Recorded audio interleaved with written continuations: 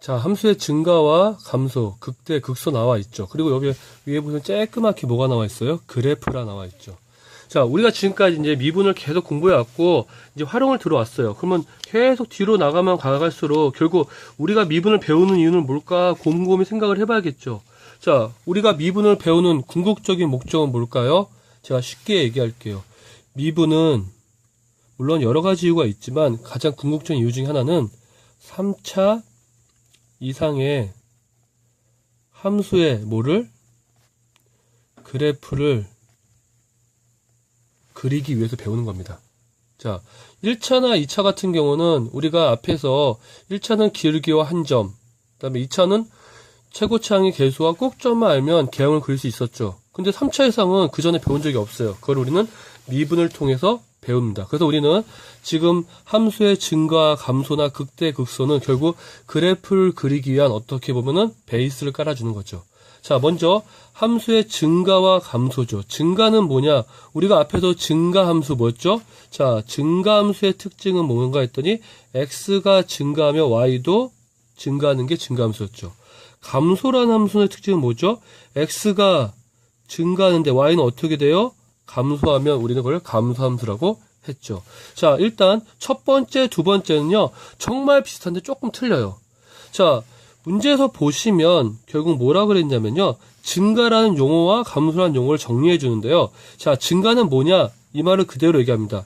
두 지점, 이건 정해지지 않아요. 결국 뭐냐면 x1이 x2보다 어때요? 작아요. 결국 x1보다 x2가 x1보다 x2가 작으면 그 함수값도 어떻게 된다? 작다. 다른 말로 하면 x가 증가했더니 y도 증가했다 이 말이에요. 그러니까 증가죠.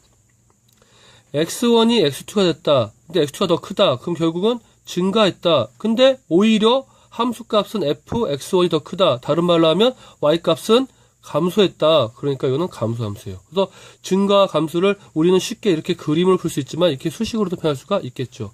자, 함수는 열린 구에서 미분이 가능하면 다음같이 미분이 가능하면 뭘 이용할까요? 미분을 통해서 구할 수가 있어요. 어떻게? 미분값이 0보다 크면 뭐가 된다? 그 구간에서 증가다. 미분값이 0보다 작으면 구간에서 감소다. 왜? 증가하는 함수는 무조건 각 점에서의 접선의 기울기가 다 뭐예요? 양수예요. 감소하는 함수는 각 점에서 접선의 기울기가 모두 어떻게 돼요? 음수예요. 그림 좀 이상하지만 다시 한번 또 옆에 걸 설명을 드릴게요. 아래쪽에 극대극소는요, 요것만 보시면 오해를 할 수 있어서 제가 본문과 같이 설명을 드리겠습니다.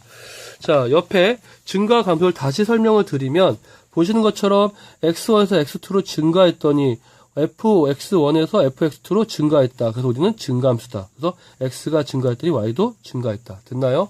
자, 밑으로 내려가 볼까요? 보시면 x1에서 x2다. 그리고 x1에서 x2로 x가 증가했더니 fx1에서 fx2로 y값은 어떻게 됐어요? 감소했다. 다른 말은 x가 증가했더니 y는 감소했다. 그러니까 감소함수다. 알 수 있을까요? 자, 그래서 우리가 어떤 함수가 증가인지 감소인지를 알기 위해서 다음 같은 표현을 통해서 설명할 수 있어요. 자, 그런데 이렇게 두 점을 가지고 설명하는 걸 우리가 좀 더 미시적으로 보려고요. 어떻게? 한 지점에서도 이게 증가인지 감소인지 알고 싶고 그 지점을 통해서 우리는 일정한 범위에서도 다 증가인지 감소인지 알고 싶기 때문에 한 장을 넘겨보시면 이쪽에 미분이 가능한 함수에서의 증가 감소의 판정이 있죠. 여기서 핵심은 미분이 가능해요. 미분이 가능하면 미분할 수가 있겠죠. 자, 그럼 그림을 볼게요. 자, 결국은 문제에서 보시는 것처럼 x2, x1 결국 뭐죠? 두 점 간의 기울기는 평균 변화율은 f'c 결국 뭐죠? 아, 우리가 앞에서 배웠던 뭐예요? 평균값 정리죠. 그래서 두 점이 증가면 증가 상태에 있는 점이 존재한다는 얘기죠. 그래서 우리는 결국 미분값이 0보다 크다는 얘기죠. 그래서 증가 상태이면 그 상태의 미분값도 0보다 큰 점이 있다. 다른 말로 하면 A와 B 사이에는 0보다 크다. 됐습니까? 다시 밑으로 내려가시면 감소 상태죠. 두 점의 뭐죠? 기울기, 평균 변화율이 결국 이건 뭐야? 미분값. 같아지는 미분값이 음수가 되겠다. 왜? 기울기가 마이너스니까 미분값도 마이너스가 되겠죠. 그래서 우리는 미분이 가능한 함수, 대표적인 미분이 가능한 함수가 뭐가 있죠? 우리가 알다시피 이건 뭐가 있어요? 우리가 알고 있는 다항함수가 있죠. 그래서 우리가 알고 있는 x의 제곱, x의 3승, x의 제곱 등등 이렇게 차수가 있는 함수들은 다 미분이 가능하죠. 알겠습니까? 자, 그럼 넘어갈게요. 자, 보시면 미분이 가능한 함수는 모든 구간에서 어떻게 된다? 증가와 감소가 일어난다. 됐습니까? 자, 근데 증가 상태, 감소 상태란 말이 나왔을 땐 우리는 이렇게 수식으로도 판단할 수 있는데 뭐냐면 a를 중심으로 조금 작은 것과 조금 큰 게 있을 때 그 y 값도 계속 증가하니까 x 이퀄 a라는 점에서 증가구나 이렇게 알 수 있죠. 그 다음에 만약에 a보다 조금 작은 점과 큰 점인데 부등호가 반대면 x 이퀄 a에서 어떻게 된다? 감소 상태구나 라고 알 수가 있을 겁니다. 자, 그러면 극대극소는 다음 패널로 연결 드릴게요.